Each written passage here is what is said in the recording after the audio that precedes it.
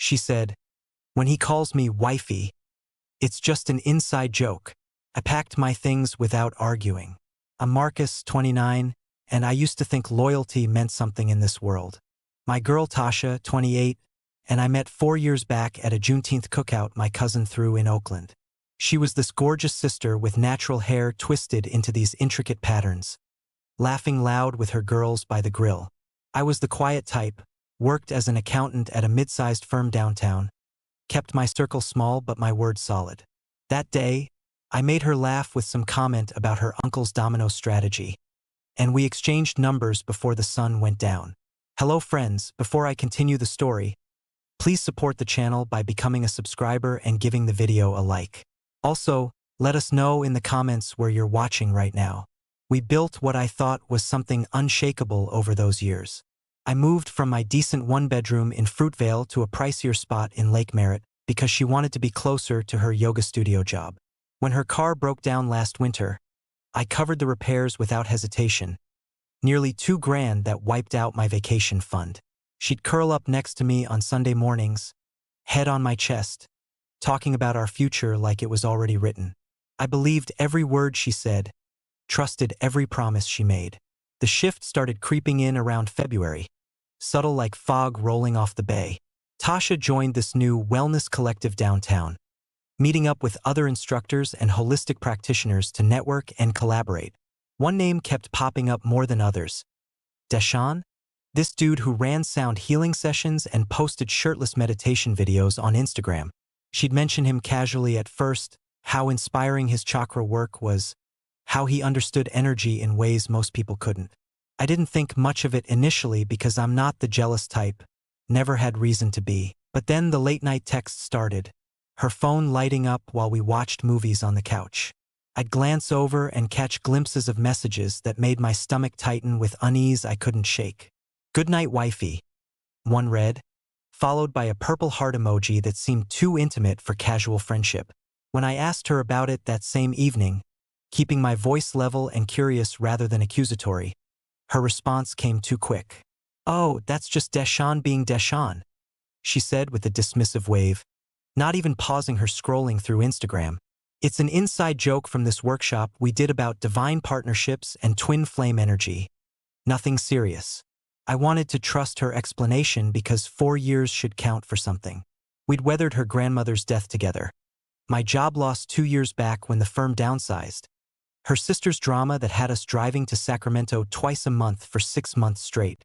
This was my woman, the person I'd introduced to my mama as the one, the sister I'd planned to propose to once I saved enough for the ring she deserved. But the DeShawn mentions multiplied like weeds, infiltrating our conversations until I felt like a third wheel in my own relationship. She started comparing us in ways that cut deeper each time. "DeShawn's taking his group to Sedona next month for a retreat," she'd say while I was making breakfast, stirring her oatmeal with this wistful look. "That's the kind of elevated experience I need more of, not just brunch and Netflix every weekend." Or she'd come home from their sessions talking about how he challenged her to step into her divine feminine power, whatever the hell that meant. I'd spent 4 years supporting her dreams, covering bills when the studio had slow months, listening to her process her trauma for hours, and suddenly I wasn't evolved enough. The social media posts hit different though. That's when I knew something had fundamentally shifted. She posted a selfie of them at some crystal shop in Berkeley, his arm around her shoulder, her head tilted toward him with a smile I used to think was reserved for me. The caption read, "When your work hubby gets your frequency better than most Purple Heart sparkles, #twin flame energy, #divine masculine." The comments from her friends poured in, heart eyes and fire emojis. People I knew writing, "Y'all are so cute together," and relationship goals honestly. She didn't correct a single one, just liked them and replied with more emojis. I sat with that disrespect for 3 days, my pride wrestling with my love for her. My boy Jamal told me I was tripping, that spiritual folks are just different with their boundaries and I needed to relax. But my gut knew better, had known since that first wifey text that something was off in ways I couldn't articulate yet. I came home early one Thursday to grab my laptop I'd forgotten, and heard her on FaceTime in our bedroom, door half closed. "Marcus is solid, don't get me wrong, but he's so third-dimensional," she was saying to someone, presumably one of her girls. DeShawn operates on a higher plane, sees me as a goddess, not just a girlfriend who does yoga. Third dimensional, like I was some basic dude who couldn't comprehend her spiritual awakening. Me, the man who'd held her through panic attacks and paid her phone bill more times than I could count. I backed out quietly, sat in my car for 20 minutes just breathing, processing the casual cruelty in her voice. The confusion hit hard because this wasn't the woman I'd known. Or maybe it was, and I'd been too devoted to see it clearly. Either way, the foundation we'd built felt like it was constructed on sand, eroding with each wave of her newfound consciousness. I started noticing more after that, details I'd overlooked or excused. Receipts for expensive dinners at vegan spots we'd never been to together. Her suddenly needing to go to meditation sessions 3 nights a week. Coming home smelling like sage and some cologne that definitely wasn't mine. When I asked to join one of these sessions, she got defensive real quick, talking about how the group energy was carefully curated and new people would throw off the vibration. Translation: I wasn't welcome in whatever she was building with DeShawn. Wasn't elevated enough for their cosmic connection. The financial disrespect compounded everything else into something I could barely stomach. I'd been saving for an engagement ring, had about $8,000 put away from bonuses and tax returns. Money I'd accumulated by being careful while she spent freely on crystals and cacao ceremonies.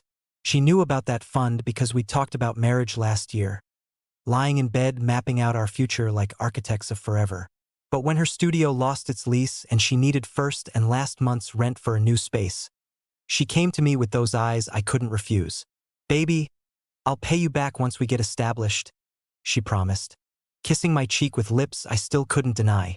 I transferred $6,000 the next day, watching my proposal timeline extend indefinitely into an uncertain future. She thanked me with enthusiasm that felt genuine in the moment, posted about her new studio space with gratitude for the village that holds me up. No mention of me specifically, no tag, just vague appreciation for unnamed supporters while DeShawn got tagged in every third post. 2 months later, I saw charges on her credit card statement. We had a shared account she'd added me to for emergencies, for a couple's tantra workshop in Big Sur. When I confronted her, the gaslighting reached levels I'd never experienced before from someone I loved. "It's not a couple's workshop, Marcus. God, you're so insecure," she snapped, slamming her coffee mug on the counter hard enough to make me flinch. "It's for practitioners to learn techniques we can teach to couples, and DeShawn and I are going as colleagues, nothing more." But the website clearly stated it was for romantic partners exploring sacred sexuality. Registration required both participants to identify their relationship status. I showed her the screenshot I'd taken, and she rolled her eyes like I was the crazy one for doing basic research. "You're really going through my stuff now. That's toxic masculinity, you know that, right? Trying to control my movements and spiritual growth." Toxic masculinity. Me, the dude who'd spent 4 years being emotionally available, going to therapy to be a better partner, reading the books she recommended about decolonizing love and holding space. I'd reshaped myself in ways my father's generation would have mocked. All because I believed in us, in building something beyond the broken patterns we'd inherited. Now I was being painted as the oppressor for questioning why my girlfriend was attending a tantric sex workshop with another man she called Wifey in their private messages. The breaking point arrived on a Tuesday evening in late April, right as the sun was setting over the lake outside our window. I came home from work exhausted from tax season's final push, ready to collapse and maybe order Thai food from our usual spot. Tasha was sitting on the couch, posture straight like she'd been rehearsing, with that expression I'd seen her wear before difficult conversations with her family. My stomach dropped before she even opened her mouth, instinct recognizing something was about to shatter beyond repair. "We need to talk, Marcus," she said, voice steady with a calm that felt rehearsed and cruel in its composure. I set down my messenger bag, loosened my tie, and sat in the chair across from her rather than beside her on the couch. "I've been doing a lot of inner work lately, really examining what I need to step into my highest self," she continued, hands folded in her lap like she was delivering a meditation instruction. "And I'm realizing that our relationship, what we have, it's beautiful, but it's keeping me small, keeping me in old patterns that don't serve my evolution anymore." The corporate spiritual speak was almost funny, except my heart was breaking in real time as she continued. DeShawn and I have developed a connection that transcends the physical, a soul recognition that I can't ignore anymore without betraying my authentic self, she said, eyes finally meeting mine with something that looked like pity. We've been exploring what a conscious partnership could look like between us, and I think I need to honor that calling, honor what the universe is clearly orchestrating. I sat there processing her confession, the admission that she'd been emotionally cheating at minimum, probably physically too, all dressed up in spiritual language to make it sound enlightened rather than basic betrayal. "So you're leaving me for DeShawn," I said flatly, refusing to give her the emotional reaction she seemed to expect. She flinched at the bluntness, preferring her flowery framing to the harsh reality of what she was doing. "It's not about leaving you for someone else. It's about choosing myself, choosing growth over comfort," she countered, voice taking on an edge of defensiveness. "You're an amazing man, Marcus, but you're committed to a version of life that feels limiting to me now, the 9 to 5, the routine, the conventional path." The disrespect in reducing our 4 years to a limiting routine made anger flash hot in my chest. But I breathed through it, refusing to give her ammunition to paint me as aggressive later. "After everything I've done, this is what I get?" I asked, voice low and controlled despite the rage building in my core. "I moved for you, paid for your studio, covered your bills, supported every dream you mentioned, and I'm the limitation?" She had the nerve to look annoyed, like I was tallying up debts she didn't want to acknowledge or repay. "See, that's exactly what I mean. You're keeping score, treating love like a transaction instead of a free-flowing exchange of energy," she said, standing up like she was done with this conversation already. "DeShawn doesn't make me feel guilty for receiving. He celebrates my goddess nature without conditions or expectations." The hypocrisy was so thick I could have choked on it sitting there watching her rewrite our history. This woman had expected me to provide, protect, and sacrifice while she figured herself out. But the moment I mentioned those sacrifices, I was being transactional. "So what now?" I asked, standing up to match her energy, refusing to be looked down on in this moment. "Well, I was thinking we could coexist here for a couple weeks while you find a place. Keep things amicable and mature," she said casually, like she hadn't just detonated our entire relationship. "DeShawn's going to come by Thursday to help me set up some new altar space, and I think it would be good for you two to meet, clear the air, remove any negative energy from this transition." The audacity nearly made me laugh. This woman really expected me to meet her new man in our apartment, our home that I'd been paying 70% of the rent for. "You want to bring him here to our place 2 days from now?" I repeated, making sure I'd heard correctly. She nodded like this was a reasonable request, like she was being generous by giving me a heads up. "Yeah, I think it's important we all operate from a place of mature communication and transparency moving forward," she said, grabbing her yoga mat from the closet. "I'm staying at Keisha's tonight to give you some space to process, but we can talk more tomorrow about logistics and stuff." She walked out without waiting for my response, door closing behind her with a soft click that felt louder than a slam. I sat in the silence of our apartment, surrounded by the life we'd built, photographs of us at my family reunions and her birthday dinners, furniture we'd picked out together at that warehouse in Emeryville. The confusion was overwhelming, trying to understand how I'd become the villain in a story where I'd shown up consistently with love and support. She'd cheated, lied, disrespected me publicly and privately, yet somehow framed herself as the enlightened one choosing growth while I was the anchor holding her back. That night, I barely slept, staring at the ceiling, replaying 4 years of memories through a new lens. How many times had I ignored my intuition for the sake of keeping peace, dismissed red flags because I was committed to making us work? Her friend group had always been slightly toxic, women who'd never been accountable for anything, blaming their problems on Mercury retrograde and their ex's energy. I tolerated their influence because I loved her, adapted to their spiritual bypassing of basic relationship principles like honesty and respect. Now I was paying the price for that tolerance, sitting in an apartment that felt haunted by my own naivety. By morning, something had shifted in me, a clarity that felt like waking up from a long dream into harsh daylight. I wasn't going to argue, wasn't going to beg or try to convince her of my worth to someone who'd already decided I didn't measure up. I called my boy Jerome, who had a moving truck for his construction business, and told him I needed a favor ASAP. "Say less, brother," he responded, hearing something in my voice that required no explanation. I took a personal day from work, something I rarely did, and started the process of extracting myself from Tasha's life with surgical precision. I packed systematically everything I'd brought into this relationship or purchased during it with my own money. My clothes, my books, the TV I'd bought last Black Friday, the coffee maker I'd splurged on because I was tired of mediocre morning brews. The furniture got tricky because we'd bought some pieces together, but I only took what I'd paid for entirely. My desk, my dresser, the kitchen table that had been my grandmother's that I'd moved from storage. I worked with focused anger.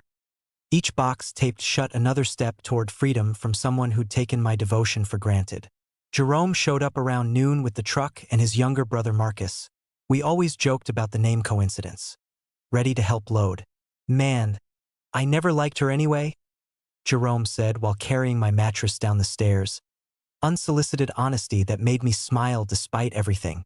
Too flighty, always talking about energy but had bad energy herself. You know? I had known somewhere beneath my love for her, but loyalty had kept me blind to what even my friends could see.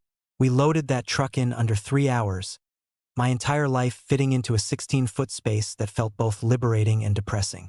The apartment looked gutted when we finished, blank walls where my art had hung, empty spaces where my furniture had anchored the room. Her stuff remained, the vintage couch her aunt gave her, the bookshelf full of spiritual texts and oracle decks, the kitchen supplies that were mostly hers since I ate out more than I cooked. I walked through one final time, making sure I hadn't forgotten anything, and felt absolutely nothing looking at what remained.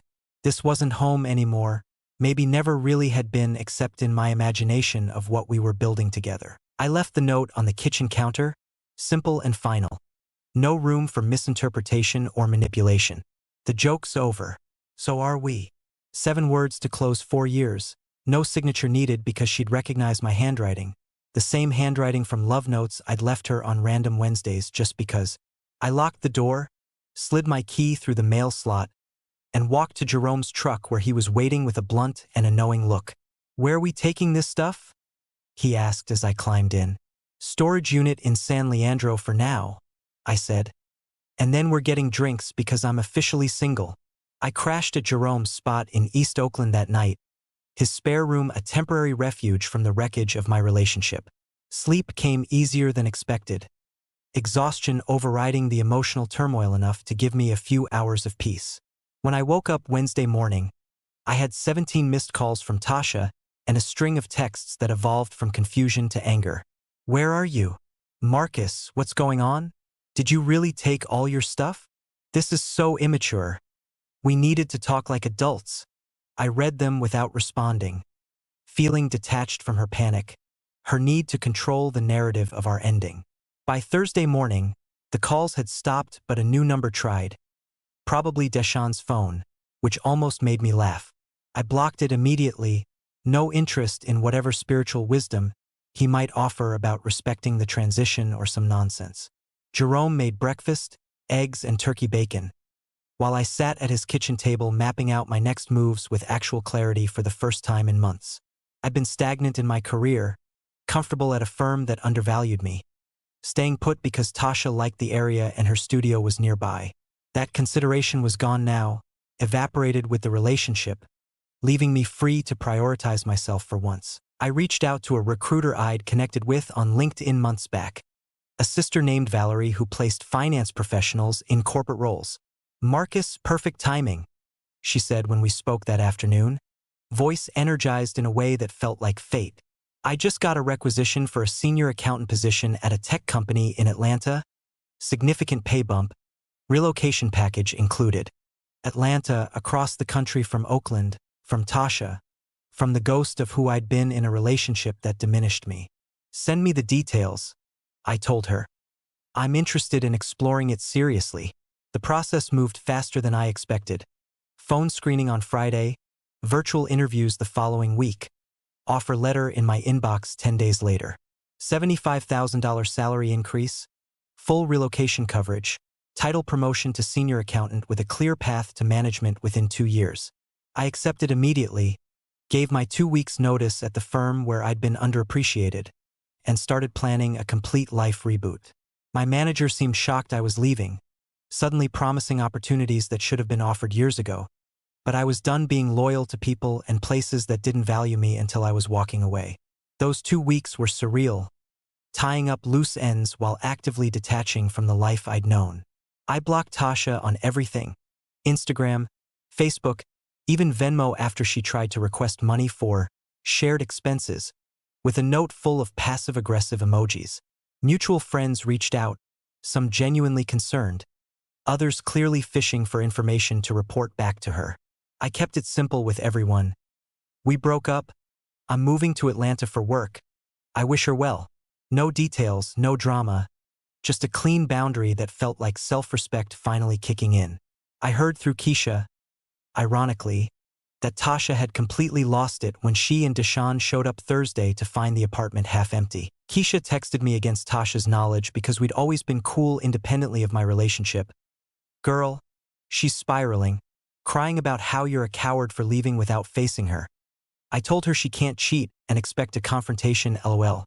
The image of Tasha and DeShawn walking into that gutted apartment, finding my note instead of me waiting to be disrespected further, gave me more satisfaction than I wanted to admit. That was my response. Not anger, not begging, just complete removal of my presence from her story. I flew to Atlanta for a week to apartment hunt, falling in love with the city's Black excellence and culture immediately. There was something about being surrounded by successful Black folks who'd built generational wealth and businesses that shifted my entire perspective on what was possible. I found a spot in Midtown, one bedroom with a view and amenities my Oakland apartment never had, paying less than I had been splitting rent with Tasha. The symbolism wasn't lost on me. Spending less money for more space, more peace, more potential for growth without someone draining my resources while calling it love. Moving day came on a Saturday in June, Jerome and a few of my boys helping me load a U-Haul with my storage unit contents. "Atlanta better watch out. My boys coming through upgraded," Jerome said, giving me a hug that held 4 years of brotherhood and unspoken understanding. The drive across country took 4 days, stopping in random cities, eating at hole-in-the-wall spots, processing my healing in the solitude between destinations. Somewhere in Texas, I realized I hadn't thought about Tasha in hours. The first time in 4 years she hadn't occupied mental space, and it felt like breathing fully after chronic chest tightness. Atlanta welcomed me with summer heat and humidity that reminded me I was somewhere completely new. I threw myself into work, impressing leadership with analyses and insights that earned quick respect and validation I'd been missing. The team was diverse, the culture appreciated my contributions, and within 3 months I was leading projects that positioned me for the management track they'd promised. Outside work, I explored the city, hitting up jazz clubs in Old Fourth Ward, trying new restaurants in Edgewood, hiking trails outside the city when I needed nature to ground me. I joined a gym in Atlantic Station, getting back into basketball and weight training, physical activity that helped process residual anger and hurt. The weight started dropping, muscle definition appearing, and with it came a confidence I'd lost somewhere in the years of making myself smaller for Tasha's comfort. Women noticed, approached me at coffee shops and bookstores, but I wasn't ready yet, still healing from the betrayal even as I built this new life. I'd catch myself sometimes wondering what she was doing, if karma had caught up, but I'd redirect that energy into meditation or calling my mama, who was thrilled I'd escaped what she'd always called that situation. Around month 4, the Atlanta transplant haze started clearing and I began actually living rather than just surviving the transition. I connected with other young Black professionals through a networking group, finding community and friendship that felt authentic and supportive. One dude, Christopher, became a close friend quick, both of us accountants who'd relocated for career growth and freedom from toxic relationships. We'd hit up brunch spots Sunday mornings, talking about our healing and goals, building each other up in ways I hadn't experienced since college. Through Christopher, I met Simone at a Juneteenth celebration in Piedmont Park, this beautiful dark-skinned sister with locks and a smile that felt genuine. She was a therapist specializing in trauma, which made sense when we talked and I felt immediately understood rather than judged. We exchanged numbers, started texting, and I was upfront about still processing a breakup and not wanting anything serious yet. "I appreciate the honesty," she said over coffee at our first intentional hangout. "I'm not rushing anything either, just enjoying meeting quality people." Quality, a word that resonated because I'd forgotten I deserved to be treated as such. The karma reports started filtering through mutual connections around month 5. News I didn't seek but somehow found me anyway. Keisha, who'd become an unexpected friend post-breakup, sent me a text. "So DeShawn's true colors came out. Thought you should know your instincts were right." Apparently, Mr. Divine Masculine had love-bombed Tasha hard for about 6 weeks before the cracks appeared.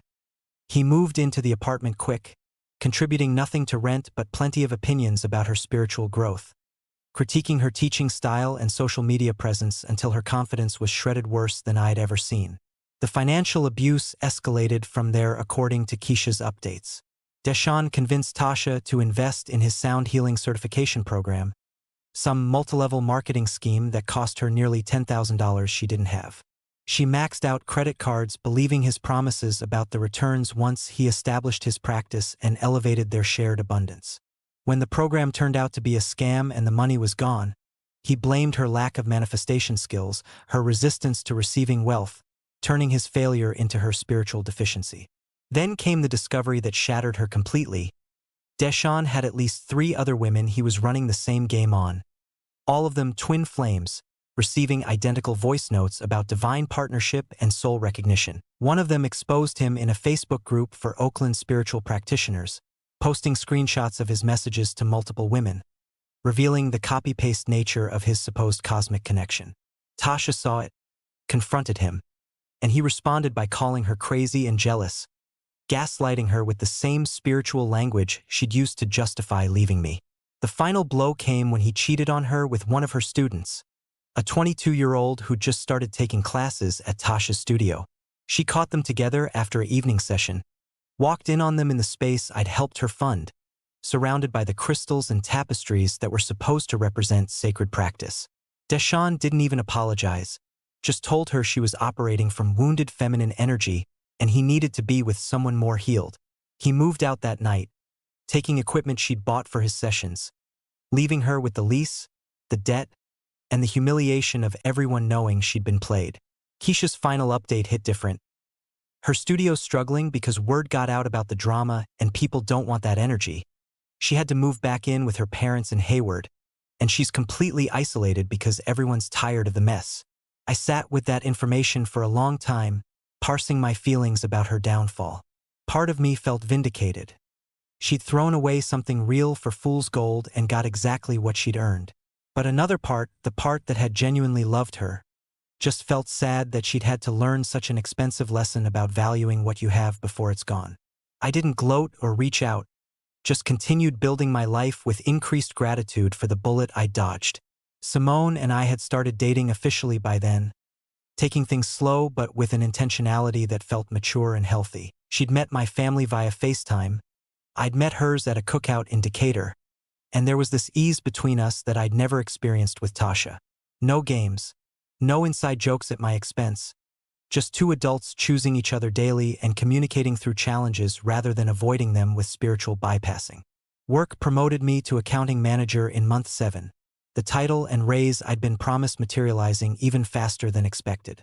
My team respected my leadership, my boss advocated for my career development, and I felt valued in ways that extended beyond just performing my duties. I bought a new car, nothing extravagant but an upgrade from the used Honda I'd been driving, treating myself because I could finally afford to without someone else's crisis draining my resources. Life felt full, abundant, even built on a foundation of self-respect rather than codependency and one-sided sacrifice. The attempted reconciliation started around month 8. Texts from a new number I didn't immediately recognize. "Marcus, it's Tasha. Please don't delete this. I really need to talk to you." I stared at those words feeling absolutely nothing. No anger, no curiosity, not even satisfaction that she was reaching out. Just indifference, the kind that signals you've genuinely moved on and healed beyond what broke you. I didn't block the number immediately, curious in a detached way what she'd say, but I didn't respond either. leaving her on read like she used to do when my emotional needs inconvenienced her schedule. The messages escalated over several days, cycling through different tactics and emotional registers. First came the apology. "I know I hurt you deeply and I'm so sorry. I was lost and made terrible choices that I regret every single day." Then the trauma dumping. "DeShawn destroyed me, took everything, cheated on me with a student. I've never felt so betrayed and used in my life." Finally the pitch. "You were the best thing I ever had and I was too stupid to see it. Please give me a chance to show you I've changed and grown from this experience."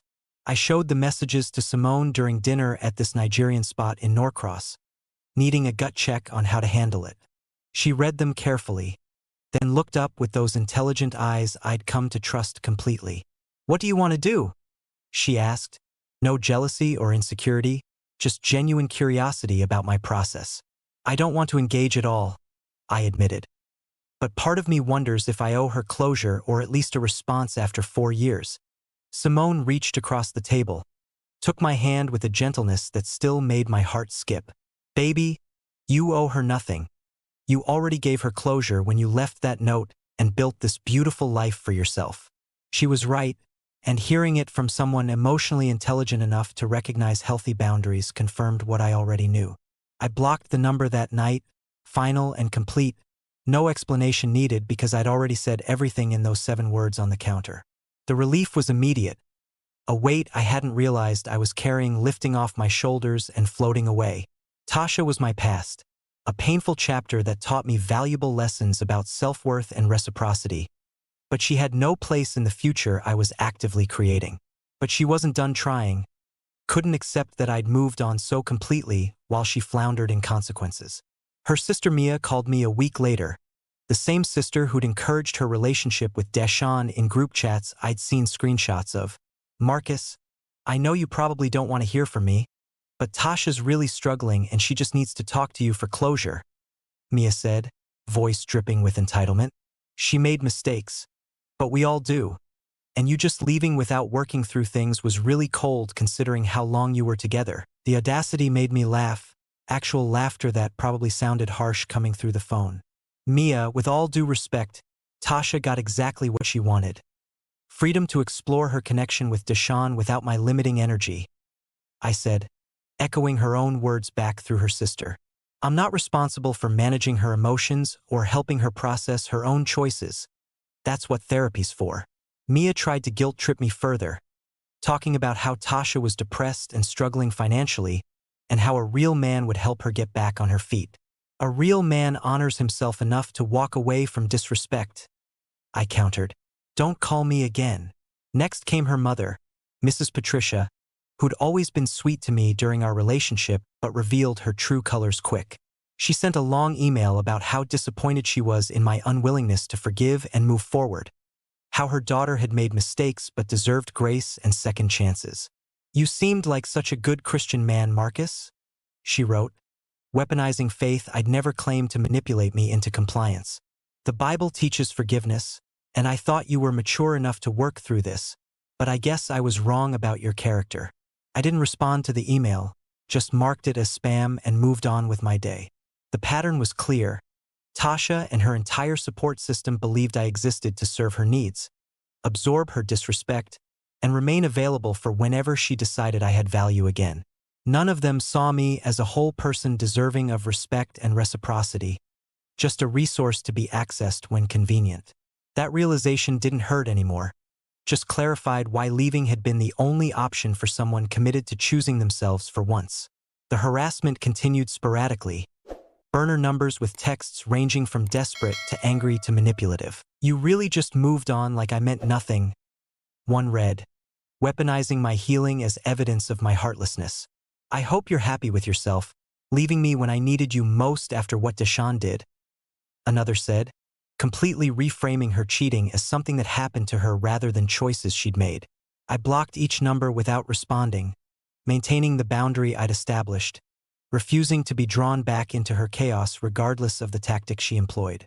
Christopher suggested I might need to get legal involved if she kept it up, but the messages slowed and eventually stopped. Either she found someone new to fixate on or accepted that I was truly gone. but either way the silence felt like victory. I'd protected my peace, refused to engage with someone who'd already proven they didn't value me, and prioritized my own healing over her need for closure she didn't deserve. That's growth, not the spiritual bypassing kind Tasha practiced, but the real work of establishing boundaries and honoring them regardless of external pressure. Meanwhile, my life continued expanding in ways I'd never imagined back in Oakland.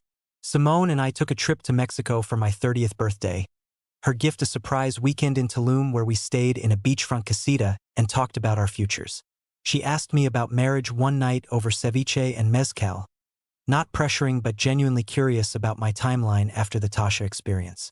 I wanted eventually, with the right person, when it's built on mutual respect and partnership rather than one-sided sacrifice. I told her honestly, I think you might be that person, but I'm not rushing, just enjoying what we're building organically. She smiled, squeezed my hand across the table, and I felt the difference between what I'd had and what I was cultivating. Tasha had never asked about my dreams, my timeline, my vision for the future except as it related to supporting hers. Simone saw me, valued my perspective, and contributed equally to our dynamic rather than treating me like a supporting character in her journey. That contrast crystallized everything. I'd leveled up in every area of life by simply refusing to accept less than I deserved and doing the work to become someone who attracted better. The full circle moment came at a conference in San Francisco about a year after I'd left Oakland. My company sent me to present on financial forecasting models we'd developed, and I had a free evening before my flight back. I hit up Jerome, who drove across the bridge to meet me for dinner at this soul food spot in the Fillmore. We caught up on life, his construction business thriving, his own relationship dramas resolved, both of us in healthier places than we'd been a year prior. Man, I barely recognize you, he said, gesturing at my tailored suit and confident demeanor. Atlanta did you right, brother.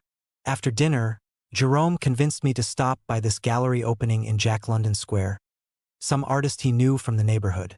I agreed reluctantly, not trying to run into anyone from my past, but figured Oakland was big enough to avoid ghosts. The gallery was packed with the same type of people who'd been in Tasha's circle, creative types in vintage clothing, lots of spiritual jewelry and intentional energy. I was making my exit when I heard a familiar voice behind me, one that used to make my heart race but now just made me tired. Marcus. I turned to find Tasha standing there looking significantly different from the woman I'd left. She'd cut her natural hair into a short fade, lost weight in a way that didn't look healthy, and had this exhaustion in her eyes that contradicted her forced smile. Standing next to her was some dude I didn't recognize, thin with a man bun and paint-stained jeans, clearly her date for the evening. Hey, Tasha, I said evenly, no emotion, just basic acknowledgement. How are you? I'm good. Yeah, really good actually, she said too quickly, gesturing to the dude beside her. This is Aaron. He's a visual artist. We've been seeing each other for a few months now.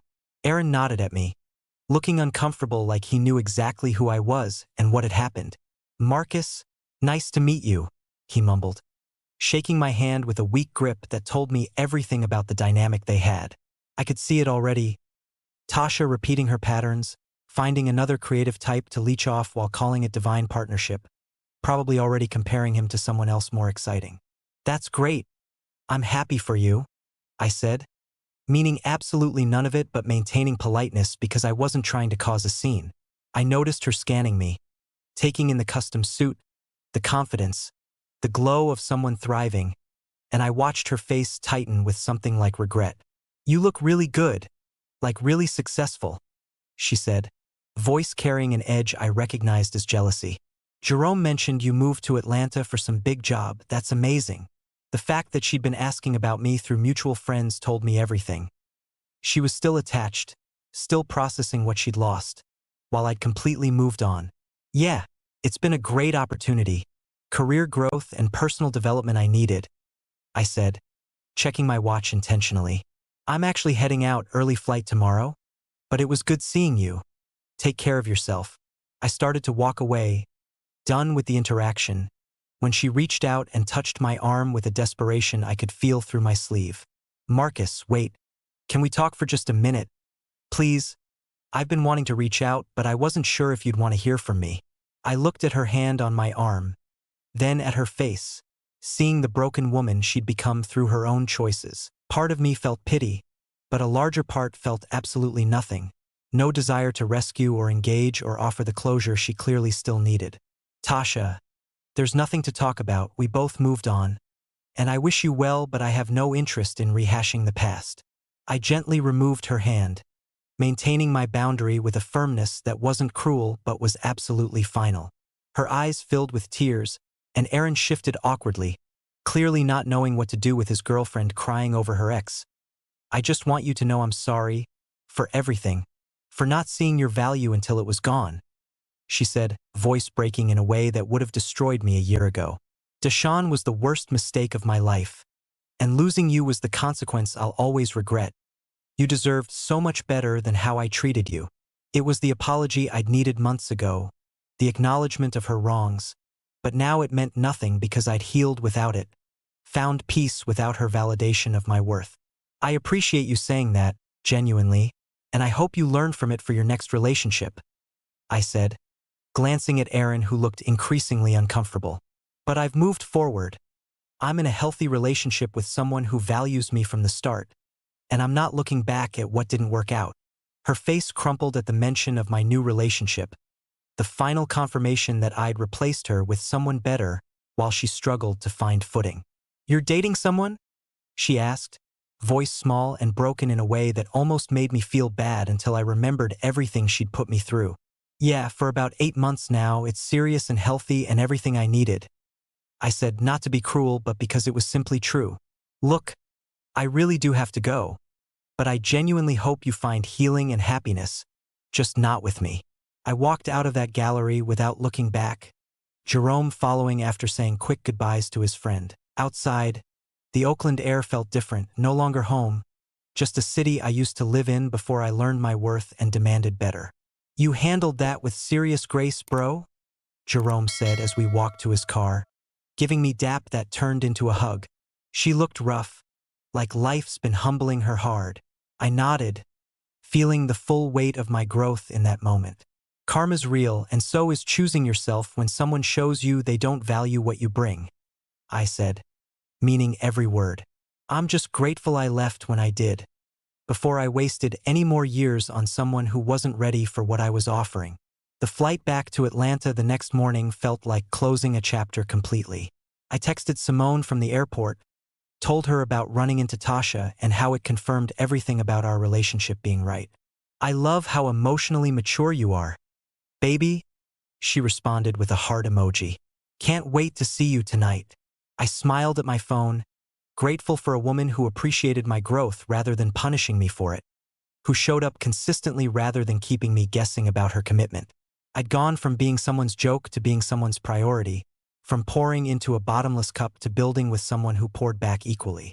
The contrast wasn't just significant, it was life-altering, proof that walking away from disrespect opens doors to the respect you deserve. Tasha taught me what I wouldn't tolerate, and Simone showed me what I should expect, both lessons necessary for the man I was becoming. A few months later, I proposed to Simone at the same Nigerian restaurant where she'd advised me to block Tasha's number. I'd had the ring for weeks, waiting for the right moment, and it hit me during dinner that every moment with her was right. She said yes through happy tears, and we celebrated with the community we'd built in Atlanta, people who'd watched us grow individually and together. My mama flew in from Oakland, meeting Simone for the first time in person, and gave me a hug that held all her pride and relief that I'd found my person. She's nothing like that other girl, Mama whispered to me at the engagement party Christopher threw, genuine joy in her voice. This one sees you, baby, really sees you and values what she's got. I watched Simone across the room laughing with my boys, fitting seamlessly into my life, and felt overwhelming gratitude for the journey that brought me here. If Tasha hadn't betrayed me, I might have stayed in Oakland being undervalued and calling it love, never knowing what partnership could actually feel like when both people showed up fully. The wedding happened in Atlanta the following spring, intimate ceremony in Piedmont Park followed by a reception at this venue in the Old Fourth Ward. My boys from Oakland flew in, Jerome as a groomsman, and we laughed about how far I'd come from that dark moment packing my life into his truck. "From rock bottom to the top, bro," he said during his toast, raising his glass to me and Simone. "To my brother who knew when to walk away and when to run towards something real, may your marriage be everything you deserve and more." I never heard from Tasha again after that gallery encounter, and I never looked her up or asked about her through mutual connections. She became irrelevant, a cautionary tale I'd share occasionally when mentoring younger brothers about recognizing their worth in relationships. "Don't let anyone treat you like an inside joke," I'd tell them, thinking about that wifey nickname that should have been my first red flag. You're the main character in your own story, and anyone who doesn't see that doesn't deserve a supporting role. Simone and I built the kind of partnership I'd always wanted: equal contribution and mutual respect, challenging each other to grow without tearing each other down. We bought a house in Brookhaven 2 years into marriage, talking about starting a family once her private practice was fully established and my career hit the next milestone.